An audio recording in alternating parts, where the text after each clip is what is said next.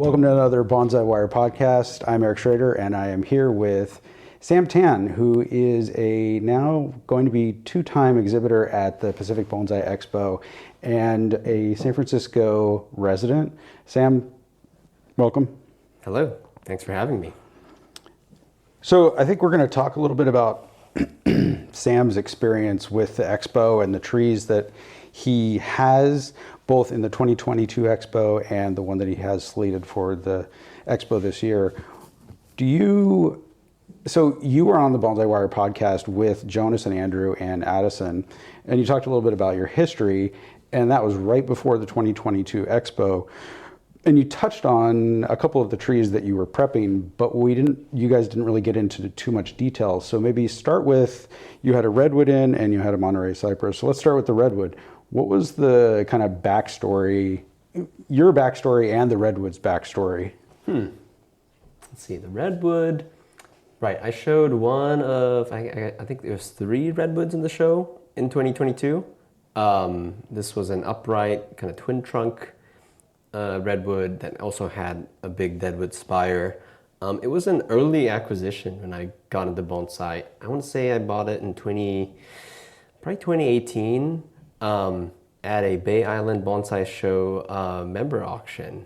I think it was kind of it was in a terracotta pot. I want to say it was it's safe to say that like a lot of auction trees are like throwaway trees, right? It's something that no one, whoever did the previous work on it no longer wanted it. And when I bought it, it looked like someone had bought a piece of nursery stock, an upright redwood, did a bunch of carving, like chopped it down significantly to make it significantly shorter, and then kind of did a bunch of carving and kind of hand carving and tool carving to make the cut point less obvious. So it looked like this big spire.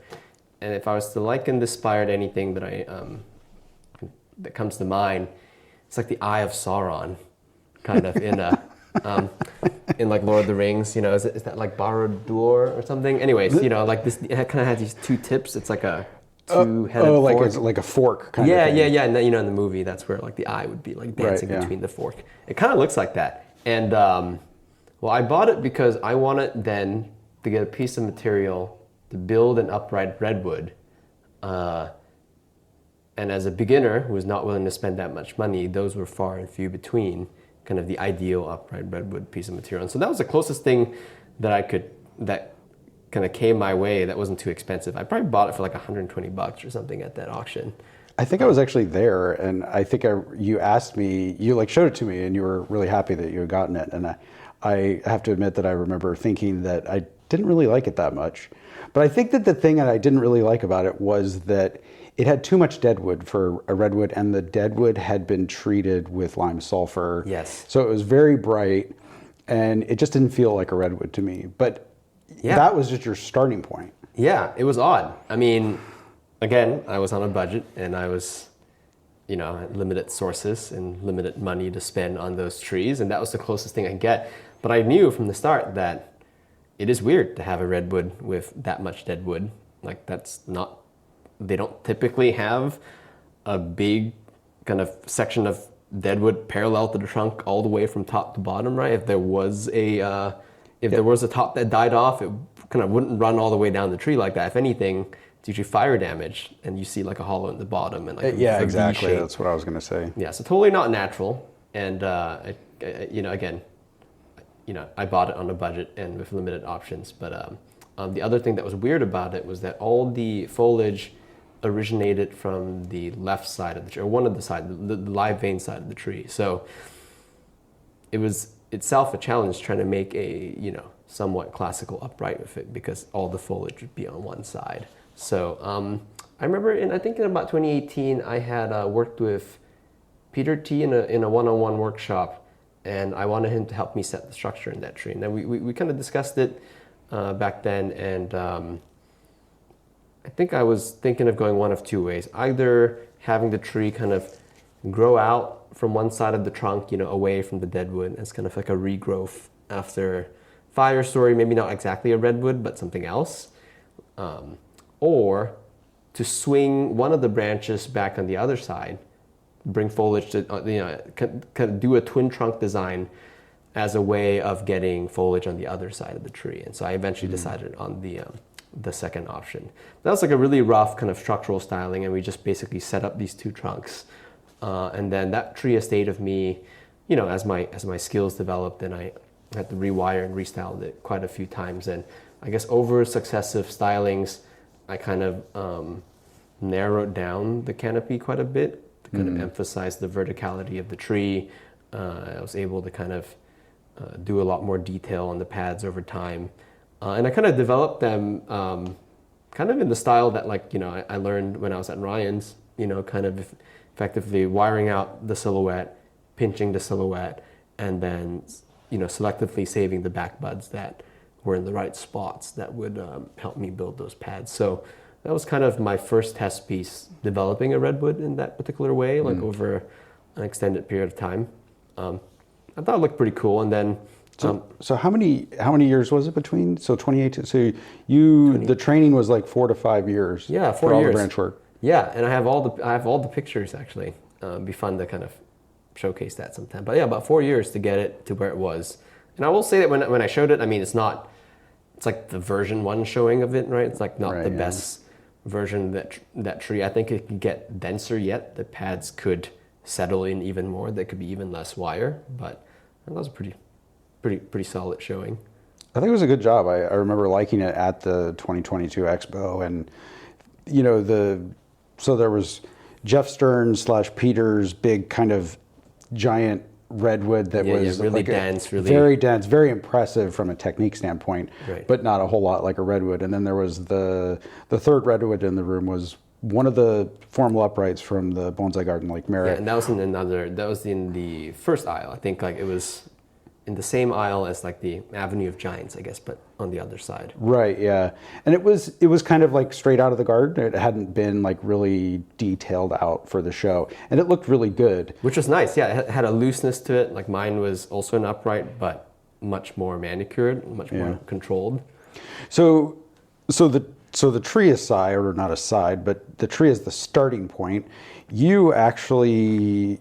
So this was your first major exhibit in terms of, just not plunking a tree on a table at the BSSF show or something like that. Not that there's anything wrong with the BSSF show. Was it Cherry Blossom that was your first actual show experience?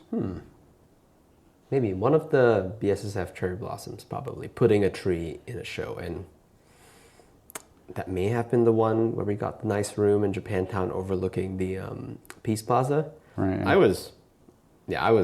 I remember that show, and I remember kind of not putting too much effort into it. I brought that tree and a black pine, but I don't think I even took off this is embarrassing. I don't think I even took off the fertilizer off the tree, which on hindsight is kind of criminal, showing these trees to the public. But I don't think anyone really cared that much in that show. But in a setting like Cherry Blossom, it's really more of a educational kind of thing. It shows people what you can do, but having that process there, I think there's nothing wrong with that for that kind of a setting. Yeah, well, shame on me for not putting more effort, but it was a start. You have to start somewhere.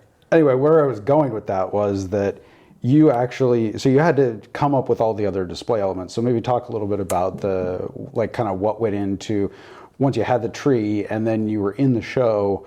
What was it like to try to pull it together? Oh yeah, that was interesting, especially for that tree because, like we said, it's kind of a weird tree with a weird amount of deadwood that is not characteristic of redwood. And so I guess when I got in the show, I guess I had to think, and I was thinking about how to display it. I guess I thought how can I,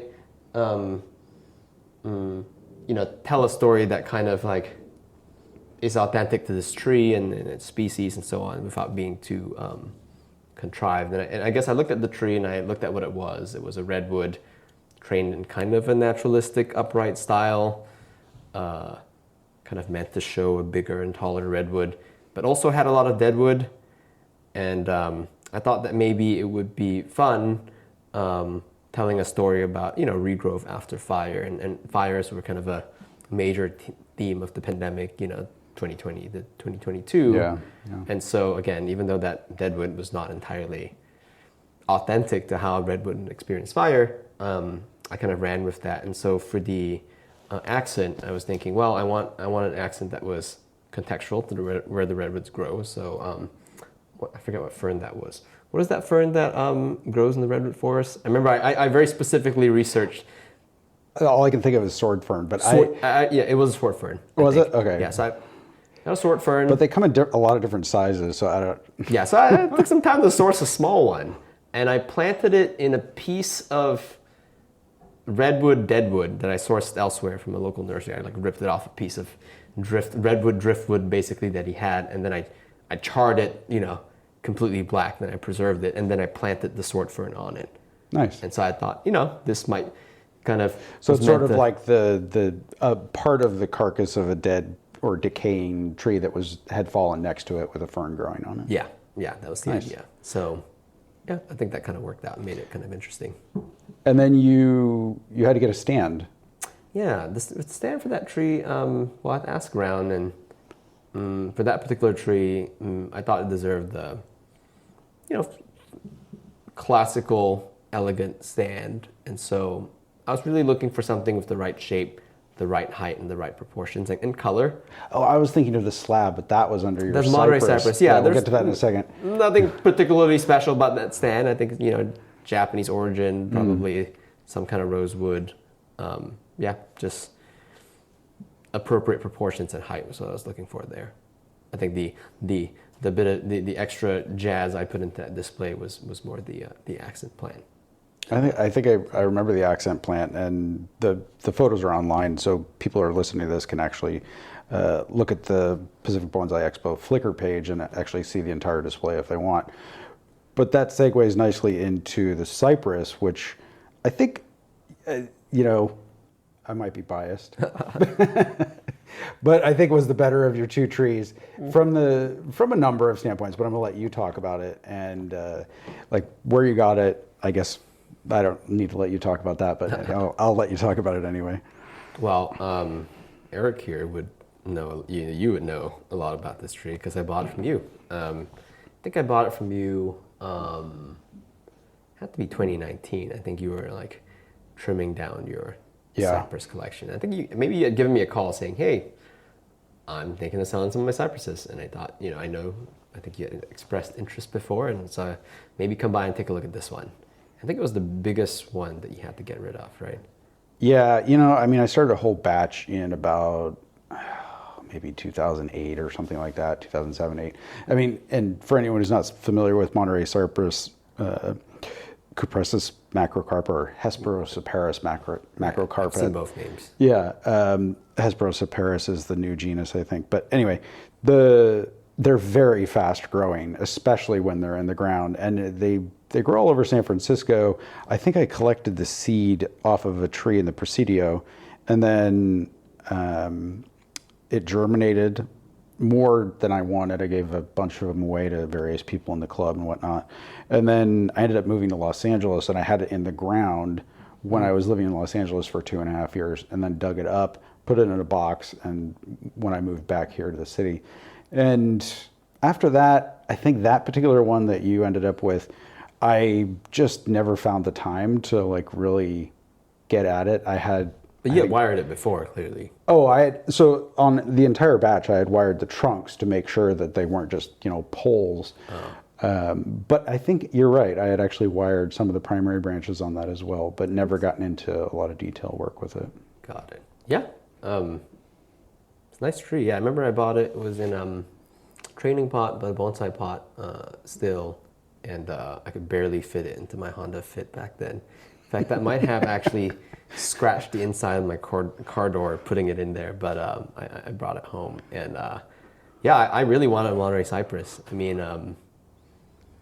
It's big too. It's big, and I wanted bigger trees, and I'm also like really enamored by like the aesthetic of the cypress, Northern Californian cypresses. When I moved to San Francisco, and this is over 10 years ago now, I remember going to Land's End and looking at all those trees on the coast and being like, what are those trees? They're crazy looking if you haven't experienced it before. It's pretty insane. Yeah, it's like I'm in Jurassic Park, kind of. They have this. Well, at least the ones that grow in SF, and actually the ones in the wild too, in Point Lobos. They have this kind of is it scaly? It's you know, the gray hue of the bark and like the striations on them. Like there's something about it that just feels kind of old and like otherworldly, you know, it's a little alien looking. And they're so tall and long, and all the foliage is up top. And like when you have a whole grove of them, you know, all that foliage is all up there, and then you're looking at these long, veiny, kind of alien, you know, trunks, and it's kind of striking, you know.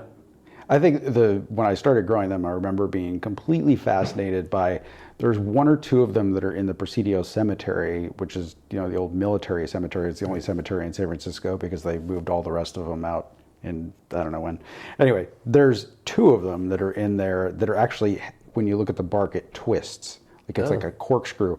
And I really wanted to do that. I actually tried twisting some of them, and none of the bark came out twisting. It like sort of just corrected itself. So it has to be most likely a genetic variation of the tree that has that sort of twisting like you see in some mountain trees. But yeah, they have that sort of muscling in the live veins, even when the entire trunk is covered in bark. It's not like a juniper where you really only get those kind of bulges when part of the juniper dies off. With these, they kind of make those like kind of, it's like a lifeline, I guess, like some branches creating more wood than others. I always wonder how they do that in, you know, these cypresses grown in the parks. Like, are they merge over time? You know, are they actually multiple seeds that are growing close to each other that merge, or? I don't think so. I think they're singles, but it's an interesting question, and I've spent a fair amount of time thinking about cypresses. But back to yours, right? After you got it from me, I mean, it was kind of like in not rough shape. It was relatively healthy, but not perfectly healthy. And I had it in just a big Chinese container that I had laying around. You kind of completely turned it around and re-angled it, I think. Yeah, I think the back became the front. I'm pretty sure you might have fully styled this before. Maybe you had worked with someone and there was a previous front chosen. But yes, I turned it around, and I think after I bought it, I kind of like set it aside for a bit because I knew I wanted to go like make this tree or reimagine this tree. And I think most of the trees that I bought, I kind of bought with the intention of kind of remaking them. I guess that's the part about bonsai that I enjoy, kind of imparting a vision on a tree. I think the year I bought it from you, I was going to go study with Ryan up at Monterey for a few months, and so I thought, you know what, maybe I'm going to wait till I get back from that stint to style it. And so I did, and I'm glad I did because, you know, I got a bit better at wiring and stuff after that. And that was probably the first tree in my own collection that I you know, wired out, styled out post stint at Monterey. So that was also significant, I guess, because that was like I think that was a big step forward in like my you know, abilities as far as my bonsai abilities. And so but also the first time I just had to do it on my own and kind of figure it out. So that was probably late 2019 or early 2020 that I did that first styling. And that tree, like the redwood, has grown with me and kind of, you know, with my skill set, I think over successive prunings and rewirings and so on. Like, I've learned a lot about developing cypress pads, maintaining them, going from like raw, you know, first styling pad formation to actually trying to also refining the pads to get a bit of, you know, mochikomi, like branch pad lift, because these develop really fast in San Francisco. I mean, this is like home turf, you know, it's advantage. insane.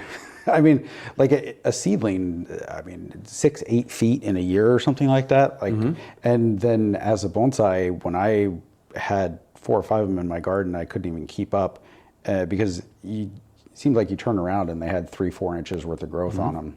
But if you stay on top of them, I mean, you go from like first styling to refinement pruning, you know, within 2 or 3 years, I feel like. And that has been the case for other cypresses I have in my yard too. Yeah. If I'm like on them every year and I don't lapse, like it's very satisfying also because I guess they grow really healthily here, and with not much problem at all, for me at least. And so each time I go back to prune, I feel like the tree is definitely progressing to the next stage of its development. And that's not the case for all my trees. Sometimes some trees stay at that like primary first styling phase for like a while before they put on enough like tissue for you to start considering like more mature forms. Anyways, so most of you have quite a few cypresses at this point, but most of them are pygmies, right? Yeah, I would say most of the cypress are pygmy. I mean, it's hard to find Monterey cypress. It really is, and I grow a few of them. But it's funny actually out at the growing grounds that most people or some people know that they're confined. They're naturally confined. It's not an invasive pathogen. It was a pre-existing pathogen that basically naturally confined them to their natural range at Point Lobos and in Monterey. Right. So essentially the pathogen is not able to deal with coastal conditions where the trees are. And so as soon as you move them inland, that pathogen is just naturally occurring and can start causing branch dieback and whatnot. And so out, 20 miles inland where I have my growing facility, it's there, and the trees tend to have dieback on a pretty regular basis. That's so strange. Which is really frustrating. Oh no! In fact, I've been bringing cypresses back from the growing grounds and just putting them in my backyard and selling them to a few students who are out on the avenues, because it's just heartbreaking to most of the trunks that are smaller than the one that you got from me, but yeah, but the one I got from you, it had primary branch structure that it's kind of hard to find on like the collected cypresses, because I think with the pygmy cypresses, and I mostly get them from Bob, I mean, they're kind of a big dome of foliage. Yeah, and they're mostly long, skinny trees that have most of their foliage like kind of maybe on the upper 30% of the tree, right? And sometimes you find some of them holding on some lower branches. That's uncommon. And yeah, there's anything that I dislike about cypresses, collected cypresses, is that it's hard to find different forms of them. They all have approximately the same form. You're looking for the better lines, the more interesting features, but you're not going to find a shorter, stouter one. Or most of them won't have low branches. And I think the one you had that I got from you has a secondary trunk that is lower on the tree, and I found after a while that secondary trunks seemed to. It's not universally true, but on average, it seemed like if it was on a secondary trunk, it tended to be a more vigorous set of branching than if it was just a primary branch. And that distinction is kind of weird, but basically that means that the branch is going up and out instead of just out. Right. And if they just go out, they seem to get more apical kind of. The apical dominance prevents them from being quite as vigorous, whereas the secondary trunks seem to be a little bit more. And I think that's just the way that the hormones move through the plant, but I'm speculating basically. That tree, the secondary trunk in that one, I over time have pruned away some of the branches because they weren't, didn't fit into the silhouette that I wanted for the tree when I had styled it. But in hindsight, if I was to do it again, restyle it again in its original state, I think I would have made a lot more room for that secondary trunk and its branches to have their own space. Because as it turns out over time, I think in that design, I probably didn't make enough space for that secondary trunk to be its own thing. Right, its pads kind of just contributed to the overall silhouette. And in the long term, that just meant some of those pads just over time just became less and less viable in design as it grows wider. And you kind of back yourself in the corner where at some point maybe you have to decide to kill the secondary trunk or totally redesign the tree. And so that was not what I was thinking about when I first designed it. And this is years ago at this point. We all make mistakes. I mean, yeah, I know. I mean, and that's like a chess move kind of mistake. That's not just like you messed up and the branch died because you weren't paying attention or something. Like you were actually thinking about it. And those kinds of mistakes are, I think, just like you're basically saying, it's learning experience from a styling standpoint. Yeah, and then when you discover this later on, I guess you have to decide whether or not you want to restart the tree's development process and restyle it again, or maybe just run with the previous design that you had, you created with its flaws and bring that tree to maturity. And actually, I've been feeling that way about a bunch of my trees that are finally now getting to their first showable state, getting to refinement for the first time, not their final form, but the first V1 showing. And I'm not as in love with some of these designs anymore, but I'm just like sticking to the choices I made back then and developing the tree to the best version of that, that design can be, right? At some point there'll come a time when I kind of reset the tree and reimagine its styling, but I don't really want to just redesign my whole collection as my tastes change over the years. I want to keep each tree moving forward in its intended design. And so even the one tree that I'm showing this year, the PBE, kind of was designed with a slightly different sensibility than I have now. I would probably have done a few things differently in the primary design, but it's kind of too late at this point. I want to keep refining those pads. I want to keep refining the structure of that tree to be the best version of that design possible. So let's just finish talking about the cypress. Oh, yes. I mentioned before you got a slab from Austin. That was part of the display, and then you also created an accent plant for the display for. Actually, you haven't mentioned that yet, so we should probably get to the slab. In fact, there are two slabs involved in this tree. There is the artificial rock slab that the tree is planted on, and then there's also the wooden slab that was displayed on. So it's a Jan Kulik slab? Yeah. So at some point I wanted, I was kind of inspired by some of Ryan's work, putting trees, not just in slabs, but like inverting the slab so that the slab is not concave but convex. Yeah. And like when I saw that, it made total sense to me because I never loved the kind of the concave slabs. It felt like these trees were kind of in this bowl, and there's a visual instability to it that I didn't love. Like I like it when it's like a crescent pot, but when it's like a long slab, they're kind of concave. Yeah. Something about it didn't like sit quite right with me visually. So when I saw Ryan with some of his trees invert the slab, and now you kind of have like an inverted V, and that slight bit of elevation, that lift you get on the tree. And also like the 2 points of contact. With a little bit of air underneath. It's kind of nice. It makes it feel like it's floating a little bit. Yeah. So I want to do something like that. And I eventually managed to source a Jan Kulik slab from Monterey that kind of fit the bill. So I planted it on that slab. That was also my first slab planting. So that was fun. And by the way, when I did that repot, the tree had so many roots. It looked like brains in there. Yeah, no, they're kind of crazy. So, I mean, cypress roots in general are crazy, but like Hinoki cypress roots are crazy. But Monterey cypress roots are nuts. Yeah, crazy. So I know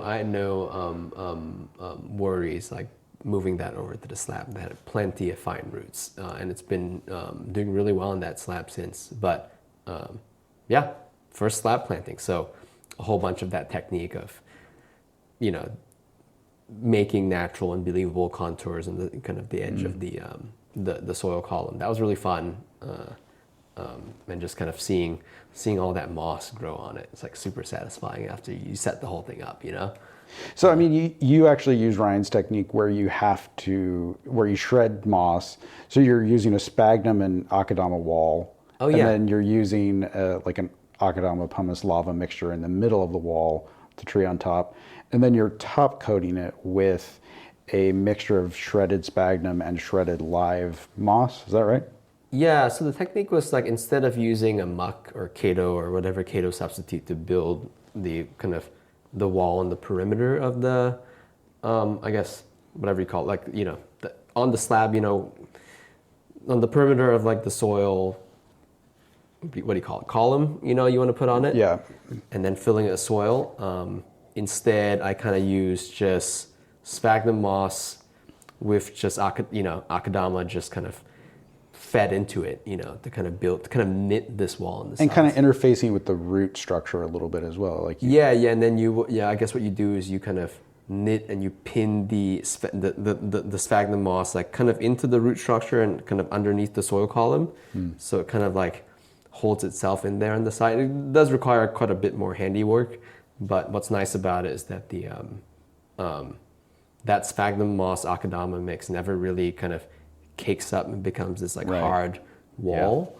And I kind of chose that technique because I had tried kind of a muck based technique before on like another rock planting that you've helped me with, the pygmy one.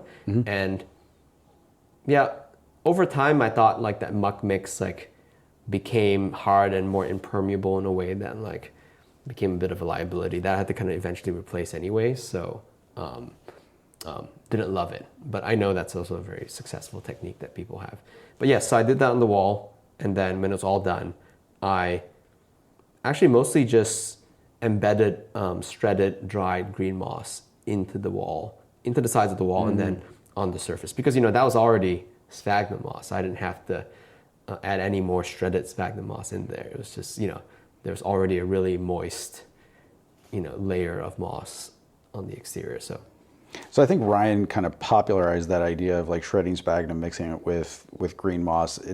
It's I'm sure it's been around for a while, but the thing that pops into my head when I think about it is that like, okay, in Oregon, fine, like they actually get a lot more rain than we do here, but in a coastal climate, you know, how did you find in terms of like going from that base layer, like the actual applied mixture, to a good show-worthy carpet of moss? Did that just kind of happen on its own? Were you watering 7 times a day, or? It took a long time, actually. In fact, I think for that tree, the moss hadn't established enough by the time, you know, the show happened, and so I had to patch moss on it. Like some had started growing, which is nice, and that helps cement the wall a bit. But I very much had to do mossing before the show. But in general, with the approach, it does take quite a while, especially in my backyard where there's quite a bit of wind. But I found quite a bit of success, especially with healthy trees that are water. Generally speaking, like if the tree is healthy, like it needs more water, and that's also, you know, so if you're watering often, that tends to be more conducive for the moss to establish and grow as well. I don't know what it is, but I find that whenever I put moss on something, if it's a deciduous tree, the moss is just like covered in no time flat. In like, in a conifer, and I don't know why this division exists, but like in a conifer, it'll be like 2 years. It takes like a long time sometimes. Yeah. And like, don't even bother with a tree that's unhealthy, because if you're watering it right, that moss is going to be super dry on the surface and never going to have a chance. But I like it. It works for me, but it definitely takes a bunch of time. Yeah, I think it gives you like a really natural feeling and kind of like a mixture of the mosses that you have around your yard. So and you know, same for the redwood. I had natural moss on it, and then come showtime, if there were patches, and there are always patches because I use solid organic fertilizer on it, right? And so those areas get kind of burnt by the moss. There dies underneath the fertilizer, and so you have to patch it up. But you can then just do way less mossing and just patch up and match the moss like where it needs to be filled in, rather than doing the whole thing. So that worked pretty well. I think the moss, on hindsight, looking at the pictures, it came out really nice. It looked fantastic, and you know, it's always nice to see like a well mossed tree in a show, because it's sort of like shows are pulling that tree out of the garden context and just isolating it, and the moss just has such a presence in that kind of environment. But anyway, let's wrap up the cypress. Yes, back in the slab, and then I displayed it. You know, when I had to display it, I figured like I wanted to put it on another slab. I mean, I guess I didn't think a stand was going to work very well for, you know, this kind of inverted rock slab, and so I thought, I guess, drawing on the tradition of how trees like that have been shown at many like Japanese shows, for example. It's typically slab on slab, which when I say it out loud, like seems kind of dumb. Well, you know, then again, we do table on table, so slab on slab on table. Maybe that's not all that worse, but it seemed to me like the safe choice would be to put it on some kind of wood slab or a big jita, a big something. And so I had to go find one of those. Turns out those are hard to find in the U.S. Something that like that long. I needed something like 45, 40 Right, yeah. inches wide, and I don't think many people have those, from Japan. And so I ended up deciding I wanted to get something custom made. Had Austin make me a slab. I think that particular slab was like partially, it was not fully live edge. It was kind of like an oval cut out of a live edge slab, which I thought was kind of interesting. I've always liked his work that kind of shows, where it mixes like the man-made with the natural. So I like that concept. And also, given my particular budget for that slab, it made sense. It allowed Austin to use like a less, an otherwise kind of less suitable piece of wood to get me the size that I wanted with some live edge features. So I think not everyone loved that slab, but it was kind of a, yeah. I think it worked well. I mean, people have different ideas about what display slabs should look like. So, I mean, in Japan, it seems like they only use quince burl, and I don't even know where they get quince burls big enough to like make some of these things. But right, but it's a very dark wood, and it's a lot of figuring, and so the using like sort of a more normal piece of wood, not something that is like the side of a guitar, like a fine piece of furniture. I actually think it can work. And then the other element, I think, besides the type of wood, is just the thickness of the slab. Sure. And did you and Austin have a discussion about the thickness that you wanted? Yeah, we discussed that, and Austin was pushing me, and I think correctly so, to thicker slab to kind of elevate the tree a bit more. So I thought it worked, and it made sense, because I guess I was originally thinking something much thinner, but also with this particular design where an oval was cut into a live edge, having the slab be a bit thicker kind of allowed him to do add a nice detail of a bevel that like would have been maybe harder or more awkward looking with something very thin. And so, yeah, I liked it. It worked out. So in hindsight, as we're discussing this, I think it was a conservative choice all in, just like a wood slab. If I wanted, again, a very much more contextual display, I might have gone back to my original idea actually, which is that I wanted to display it out in glass, where glass would kind of like, the original idea was that the glass would, reflect light in a way that kind of makes you think of water, how the light playing on the surface of water, and I wanted to bring some element of water into that display because Monterey cypresses tend to grow on the coast. Right, But couldn't quite find the right glass fabricator for the right price at the right time, so I kind of backed off from that idea. But maybe in the future. I know you've done stuff like that before. Yeah, no, I mean, it's iterative, and you have to kind of, I find that the sort of cliches or the what people know about like glass furniture, which is sort of what we're talking about, it tends to be kind of a certain era, maybe like the 70s or 80s, and then you get like if you're not careful, it's really easy to fall into those kind of, oh, I know, like that looks just like my uncle's coffee table kind of thing. And, and you're sort of like, that's not really what I was aiming for.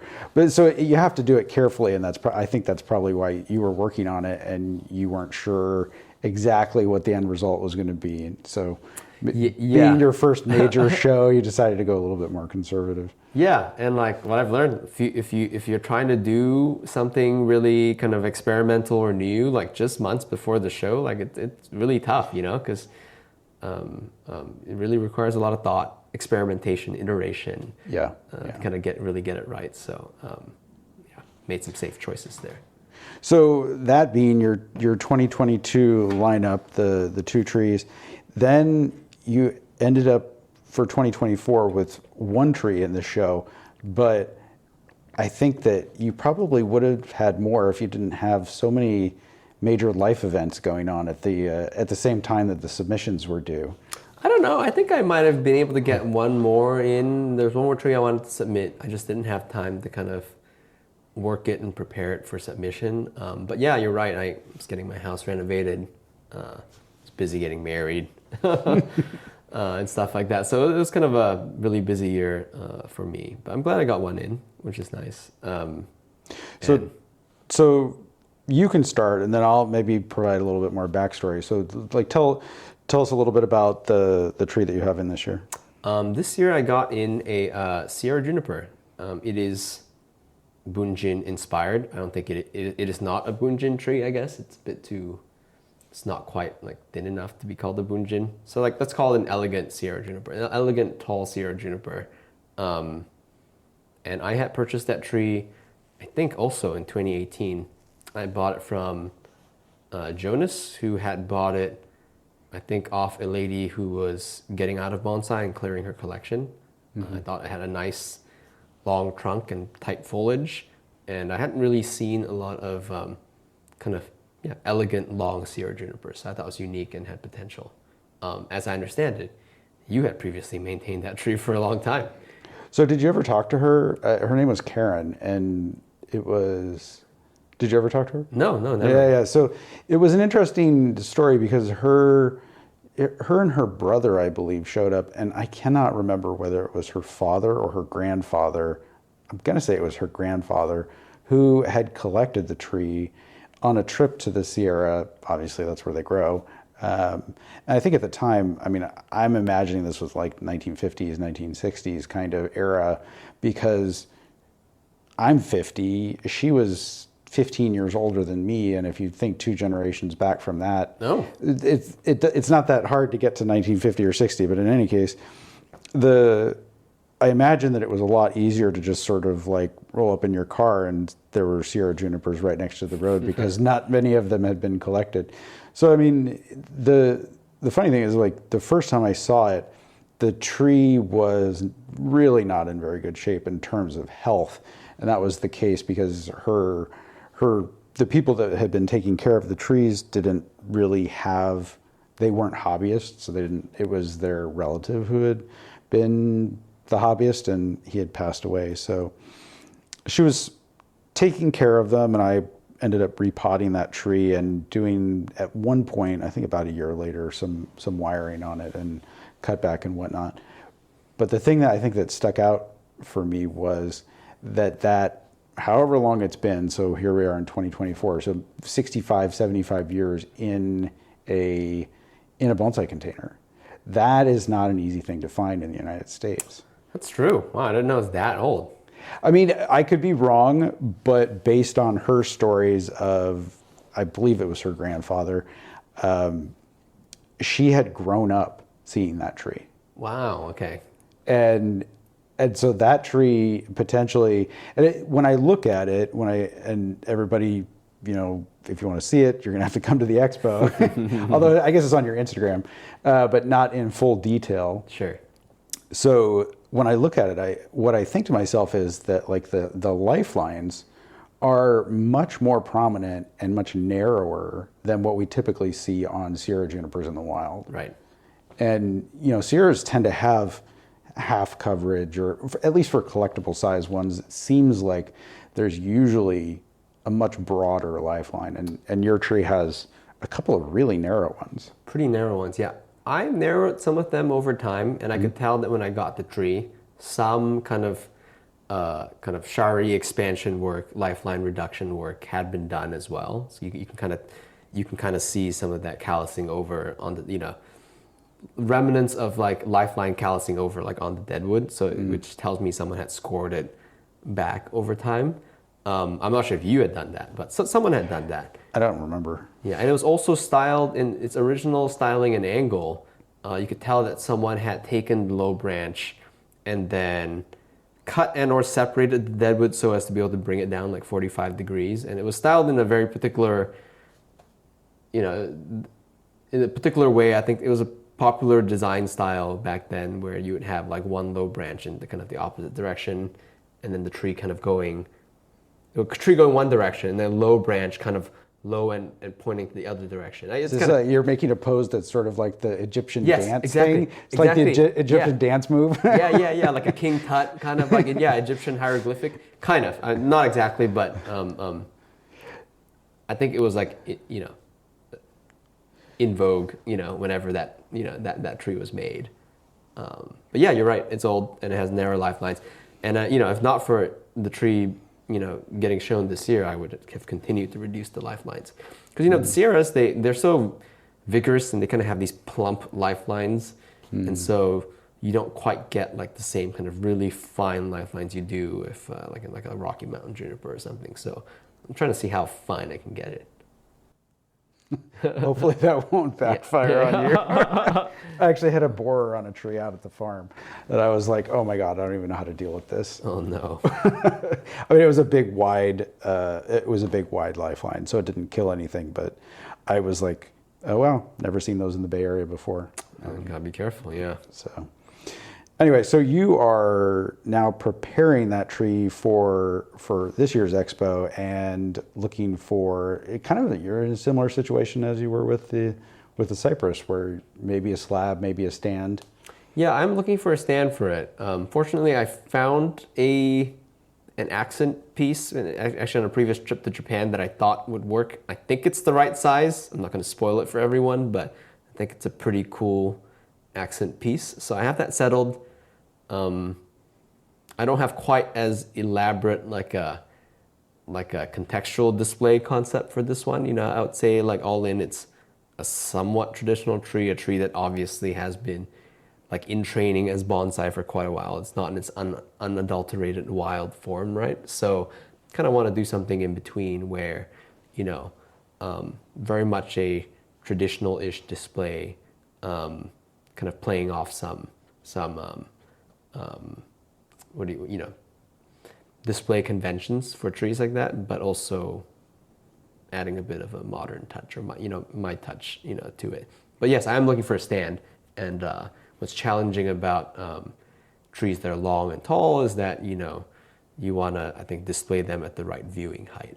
And so right, yeah. I have a stand that would otherwise, I think, be the right style and character for this tree, but it's just on the tables that we're going to put them on, which I think maybe like 30 inches high. It's going to have you look up at the tree in a way that is like not very pleasant.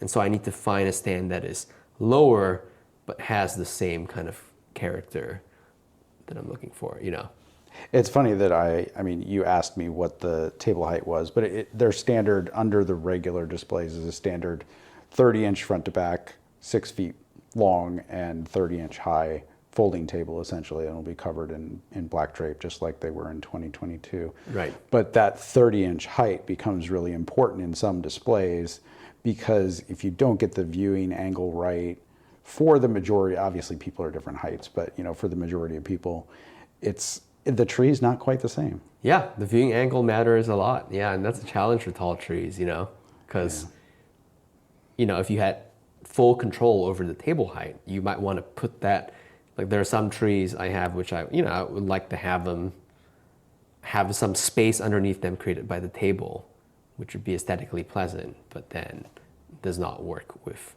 a standard picnic table height. So small challenge here, but I think this year's prep for this tree will be less challenging than 2022. Nice. So just to wrap it up, what do you think? What are you looking forward to the most in terms of the show and showing your tree?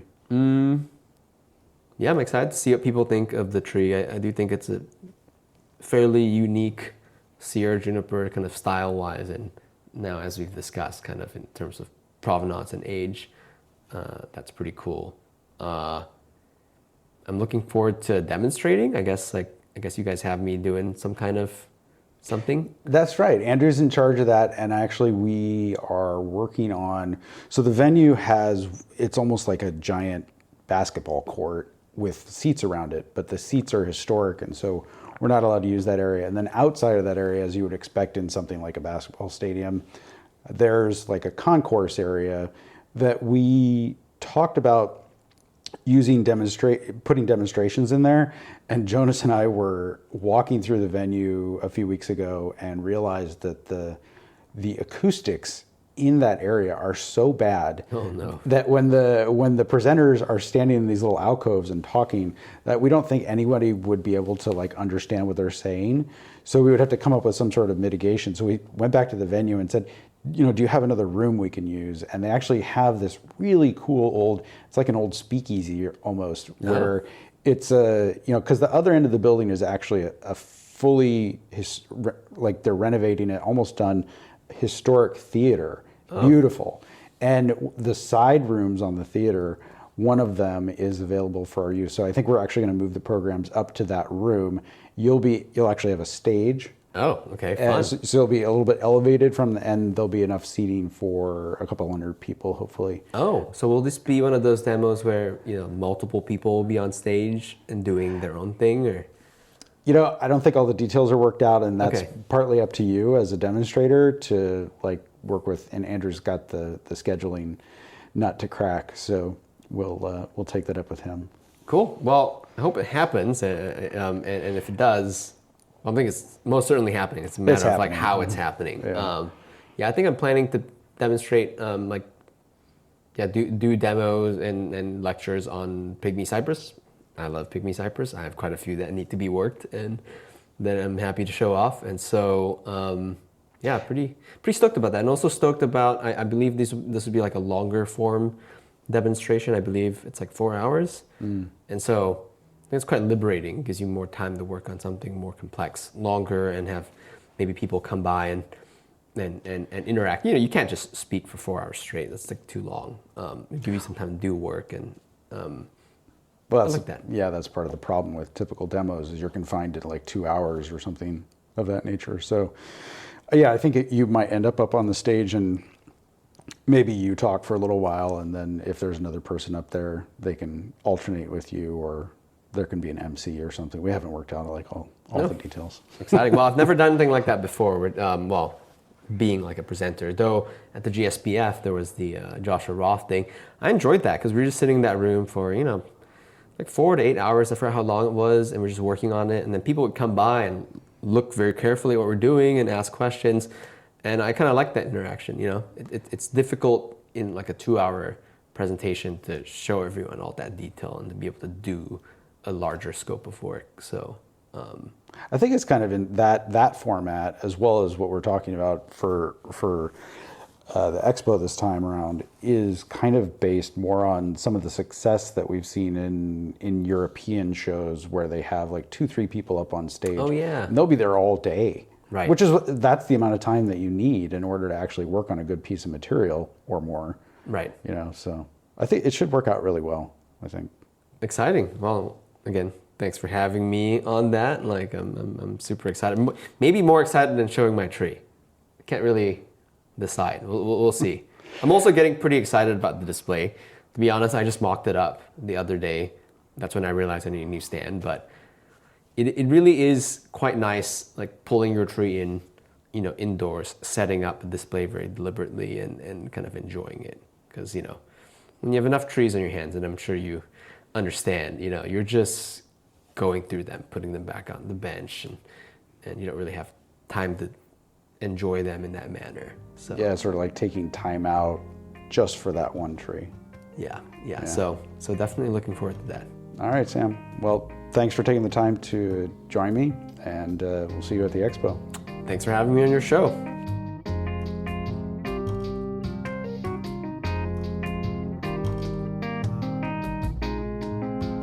The music on today's podcast is brought to you by the fine folks at Blue Dot Sessions. Check them out at www.sessions.blue.